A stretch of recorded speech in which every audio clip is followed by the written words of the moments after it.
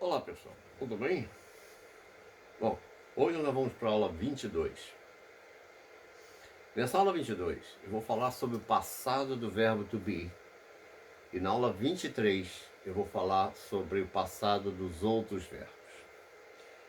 É importante que vocês entendam essa diferença de um para o outro, para que vocês não cometam erros. É muito simples, tá? Como eu estou com um projetor aqui atrás, eu não estou com um quadro aqui no momento, eu vou apagar um pouco a luz, mas vocês vão poder enxergar melhor. Tá bom? Então presta bem atenção. O verbo ser ou estar, que é o verbo to be, né? I am, you are, he is, she is, it is, we are, you are, they are.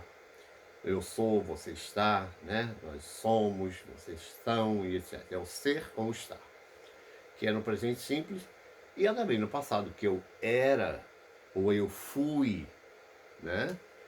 Que é justamente a colocação: se eu sou, eu era ou eu fui.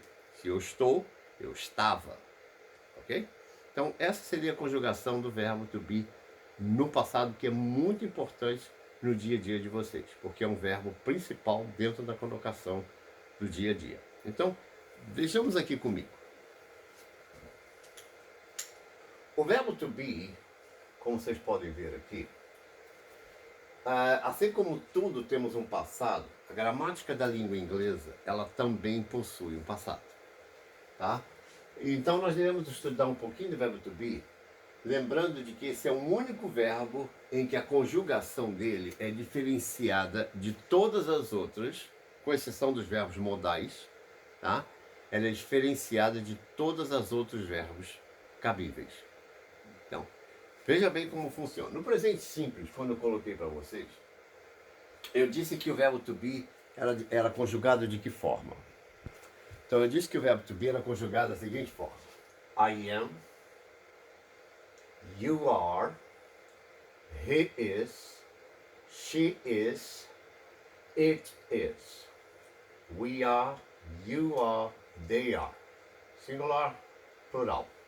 Eu sou ou eu estou, você é, você está, ele é ou ele está, ela é ou ela está, ele ou ela está, nós somos ou estamos, vocês são ou estão, ou eles são ou eles estão. Agora, no passado, a coisa funciona dessa forma. A pronúncia ela é meio complicada, tá? Ela é meio complicada para se pronunciar direito, principalmente quando se trata do plural ou da segunda pessoa do singular. Então vejamos aqui que ela diz o seguinte, olha: I was,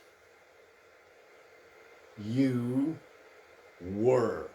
Então observe que a pronúncia é was, you were, tá? Quando se trata do verbo, vamos falar para cima, were, ok? Were, he was. Então esse seria o passado. Então nós temos I was, you were, he was, she was, it was. We were, you were, they were. Ou seja, eu era ou eu fui, você ou eu estava, você era, você foi ou você estava, ele era, ele foi ou ele estava, e assim sucessivamente. Eles eram, eles foram ou eles estavam. Não ficou muito difícil não, né? Até aí, no presente momento, não. Então, vamos ver algumas frases que possam indicar melhor vocês. Quando nós conjugamos o verbo to be, vocês sabem que para fazer uma interrogativa eles têm que inverter, né? Então, nessa inversão, ela funciona da mesma forma que no presente simples. Só que essa aqui, eu vou mostrar como funciona aqui. Então, veja acompanhe, comigo aqui. Olha que coisa, o português está horrível hoje. Então, veja bem. Was I, were you, was he, was she, was it. Were we, were you, You were they. Lembrando que a forma ela é invertida, ela não é igual em português. Já quando a gente faz na forma afirmativa, ela funciona da seguinte forma: I was, you were, he was, she was, it was, we were, you were, they were. E obviamente na forma negativa é só colocar as contrações. Então ficou I wasn't or was not, you weren't or you were not, he wasn't, she wasn't, it wasn't, we weren't, you weren't, or they weren't. Obviamente, vocês também podem dizer I was not, ok? Or you're not, you were not, he was not, ok? Pode falar da maneira caso vocês não consigam contrair e pronunciar da forma maneira. Nós vamos aprender isso nas aulas de pronúncia, ok? Agora, vamos ao quadrinho aqui para que vocês possam entender como é que isso funciona. Nesse quadrinho, vocês vão entender, por exemplo, were you at the club last Saturday? Were you at the club last Saturday? Vocês estavam no clube sábado passado? Vocês estavam no clube sábado passado? Veja, vocês estavam. Nós colocamos o verbo depois, mas no verbo to be, no inglês, você tem que colocar antes. Estavam vocês no clube sábado passado? So, were you at the club last Saturday? Resposta: yes, I was at the club last Saturday. Sim, eu estava no clube sábado passado. Lógico, evidentemente, nós podemos fazer isso de uma maneira mais contracta, ou seja, respostas curtas. Were you at the club last Saturday? Você estava no clube semana passada? Sábado passado? Yes, we were, ou yes, I was. Sim, morre por aí. Não precisa completar a frase inteira. Entenderam? Resposta completa. Agora, com a resposta curta. Were they your students last year, teacher? Eles eram seus alunos no ano passado, professor? No, they weren't. Were they your students last year? Eles eram seus alunos no ano passado, professor? Teacher. No, they weren't. Não, eles não eram. Ou simplesmente não eram. Entendeu? Na nossa língua. No português a gente omite o sujeito, mas no inglês você sabe que não pode emitir. Outra resposta curta. Was Mary a good student? Was Mary a good student? A Maria era uma boa estudante? Ela era uma boa estudante, a Maria? Yes, she was. Sim, ela era. Yes, she was.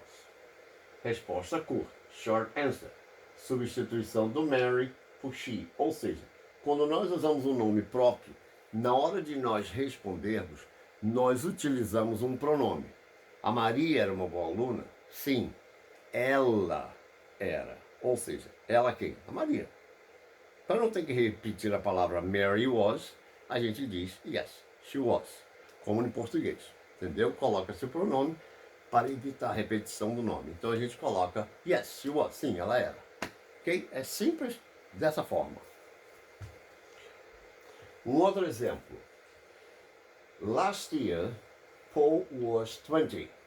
So, he is 21 now. Ou seja, eu tenho uma frase no passado, que no ano passado o Paulo estava com 20 anos de idade e ele está com 21 agora. Ou seja, uma frase está no passado e outra frase está no presente. Presente, passado. Why were you angry yesterday? Why were you angry yesterday? Why were you angry yesterday? Por que você estava zangado ontem? Por que você estava zangado ontem? Why were you angry yesterday? Ok, na presença do pronome interrogativo, S virá sempre na pergunta. Ou seja, o pronome interrogativo, ele tem que vir antes do verbo to be. Nunca verbo to be antes de um pronome interrogativo, assim como nenhum outro auxiliar pode vir antes de um pronome interrogativo. Ele sempre começa uma frase. O porquê, onde, quando, etc, etc. Esse aqui é o porquê. Então, why. Então, why were you? Por que estava você zangado ontem?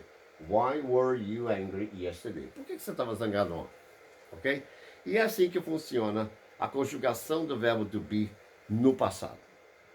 Agora, procure entender o seguinte. É importante que vocês entendam que numa conjugação verbal, ela não funciona da mesma forma que na língua portuguesa. Então, leiam essa parte do verbo to be no passado, que é muito importante, porque vocês vão precisar deles para outras conjugações verbais, como é o presente contínuo e como é o passado contínuo. Entendeu? Usa-se esse verbo, memoriza como ele se faz, repete quantas vezes for necessário, ok? E pratique várias e várias vezes até que isso entre na cachola, ok? Bom, do verbo to be, por hoje, a gente termina aqui. Mas na aula 23 eu vou dar os verbos, o passado simples dos outros verbos, que é muito importante vocês entenderem, ok? Talvez demore um pouquinho mais do que essa aula de hoje, alright? Veja na próxima aula. Desculpe, eu vou estar aqui vestido dessa mesma forma, tá bom? Até já!